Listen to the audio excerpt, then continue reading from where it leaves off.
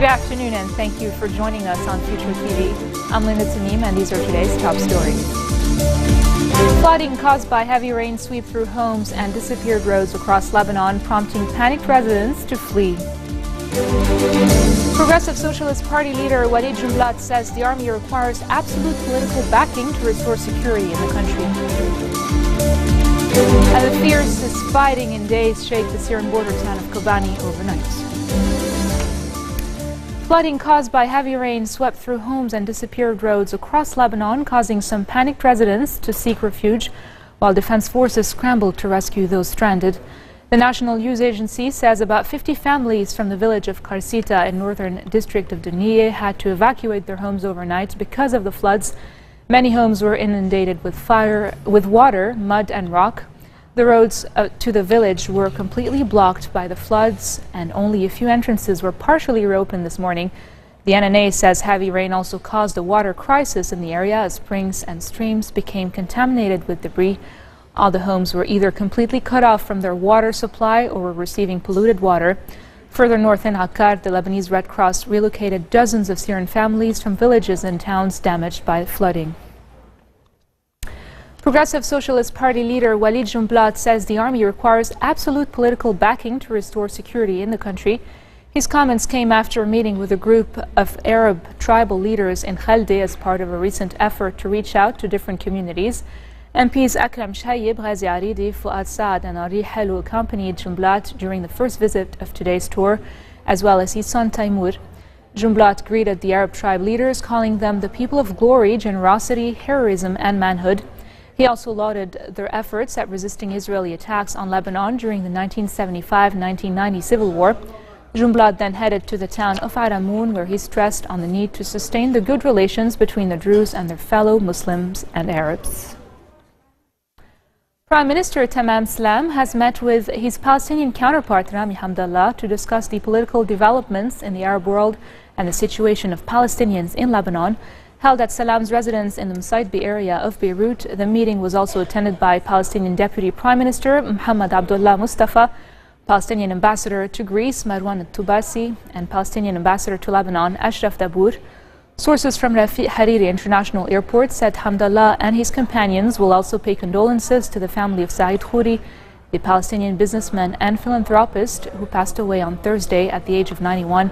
Khouri was the chairman of the biggest construction company in the Middle East, Consolidated Contracting Company, and previously the head of the Arab Monetary Fund. The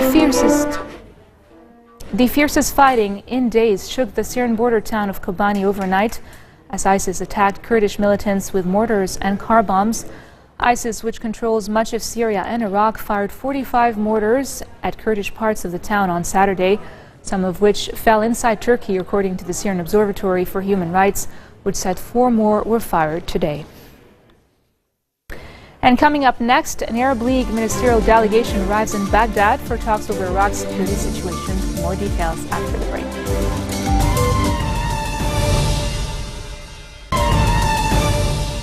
Welcome back. Yemen's Houthi rebels have stormed the office and home of the governor of the capital, Sana'a, after blowing up the house of the Islamist politician in Ib province, where they had agreed to a ceasefire with local tribesmen. Officials say the rebels struck the house of a senior member of rival political group Al-Islah Party in Yarim city in the Ib province, just hours after signing the truce, while Iran gave its public backing to the Houthis. In Sana'a, the Houthis also stormed government buildings, calling for the resignation of the governor, whom they accuse of corruption. Today's developments reflected the growing strength of the Houthis, who overran the capital Sana'a last month and captured a Red Sea port last week, along with a province south of the capital. An Arab League ministerial delegation has arrived in the Iraqi capital, Baghdad, for talks with the country's leaders on Iraq's security situation as it struggles to fight militants from the Islamic State group. The delegation, led by Arab League Secretary General Nabil Arabi and Kuwaiti Foreign Minister Sheikh Sabah Al-Khalid Al-Hamad Al-Sabah, met with Iraqi Foreign Minister Ibrahim Al-Jafari and President Fuad Massoum. The leaders are set to discuss how to proceed with confronting Islamic State extremists who have seized large parts of Iraq and Syria and killed thousands of people. Pope Francis has beatified Pope Paul VI, concluding the remarkable meeting of bishops debating family issues that drew parallels to the tumultuous reforms of the Second Vatican Council, which Paul oversaw and implemented. Emeritus Pope Benedict XVI was on hand for the Mass, which took place just hours after Catholic bishops approved a document charting a more pastoral approach to ministering to Catholic families. They failed to reach consensus on the two most divisive issues at the Synod, on welcoming homosexuals and divorced and civilly remarried couples. But the issues remain up for discussion ahead of another meeting of bishops next year. And now for some news around the world. In brief, Hong Kong police have clashed with protesters again, with the government saying 20 people were injured in a fourth night of violence after nearly 3 weeks of pro-democracy rallies. Dozens of police with shields and helmets pushed into a crowd of protesters gathered early this morning at barricades in the shopping district of Mong Kok, striking at them repeatedly with batons. Hopes have faded for survivors of one of Nepal's worst mountain disasters as villagers join an intensive search by troops and government officials for as many as 40 people missing after a freak blizzard killed 39. More than 500 people have been rescued from a route popular with foreign adventure tourists that circles Annapurna, the world's 10th tallest peak. North and South Korean troops briefly exchanged fire across their heavily fortified land border in the second such incident this month. The South Korean news agency says the exchange happened after South Korean border patrol fired warning shots at the North Korean patrol near the military demarcation line dividing the peninsula. No casualties have been reported. The Picasso Museum in Paris is preparing to reopen its doors to the public after being closed for 5 years for renovation and expansion. When the museum officially opens on the 25th of this month, 400 works from the prolific founder of Cubism will be on view on 3,700 square meter space of the Marais district's grand 17th century Hotel de Salle. Laurent Lebon, the museum's president, says there will be a unique opportunity for museum visitors to witness a panorama of the life and the works of Pablo Picasso. The museum, which is under the stewardship of the government, went through a €52 million renovation, which organizers hope will end the museum's seemingly endless problems.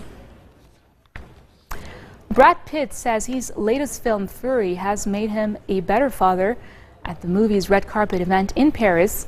Pitt and fellow cast members all spoke of being changed after filming David Ayer's World War II action-packed drama, which tells the story of the 5 members of an American tank unit in Germany during the last month of the war. Ayer's Fury aims to portray the reality of the war and its effect on the soldiers, both physically and emotionally. His cast prepared by undergoing several months of intense boot camp-style training and met with World War II veterans to hear their stories. Standing in front of a real Sherman tank used by Americans during World War II and in the film, actor Brad Pitt said Fury was not about killing Nazis, but about the human experience of everything you witness. He spoke with emotion of seeing the flag through the soldiers' eyes. Have a listen. I don't see it as killing Nazis. I don't think that's at the forefront of this. It's not American jingoism in any way. I relate to this film the same way I relate to All Quiet on the Western Front, which was from a German infantryman's first World War experience, and that is the human experience, the accumulation of trauma to the psyche, of everything you witness and everything you're having to do. That's not innate to our humanity, and that to me is the thrust of the story. Absolutely. One, I'm telling him, because of all we went through, I'm a better father for one. But two, we had an amazing experience of seeing the flag through the soldiers' eyes. I don't mean in a patriotic way. I mean as I don't know. We grew up with it, and we can get cynical about our flags, and I saw it as like people through their eyes of, you know, their brothers died under that flag, and the brothers were buried in that flag, and they're fighting for that flag. You know, it represents, you know, the soldier, the core of the soldier, and I was surprisingly moved by it. They're used to facing one another beneath the glare of studio lighting, but Brad Pitt and Jimmy Fallon found themselves in unfamiliar and significantly funnier territory. The pair are given the chance to show off their break-dancing skills as they face off for a body-popping contest in an empty garage in New York City, With no dialogue, Brad and Jimmy apparently conduct a conversation through interpretive dance for the 3-minute video that aired on The Tonight Show with Jimmy Fallon. Check it out.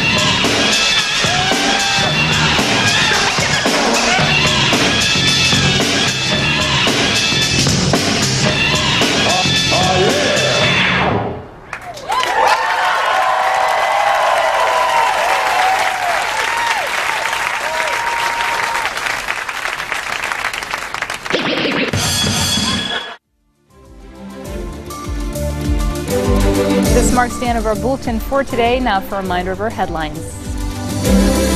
Flooding caused by heavy rain sweep through homes and disappeared roads across Lebanon, prompting panicked residents to flee. Progressive Socialist Party leader Walid Jumblat says the army requires absolute political backing to restore security in the country. And the fiercest fighting in days shake the Syrian border town of Kobani overnight. Those are your Sunday headlines from us here at Future Television. I'm Linda Tamim, wishing you all a very nice evening.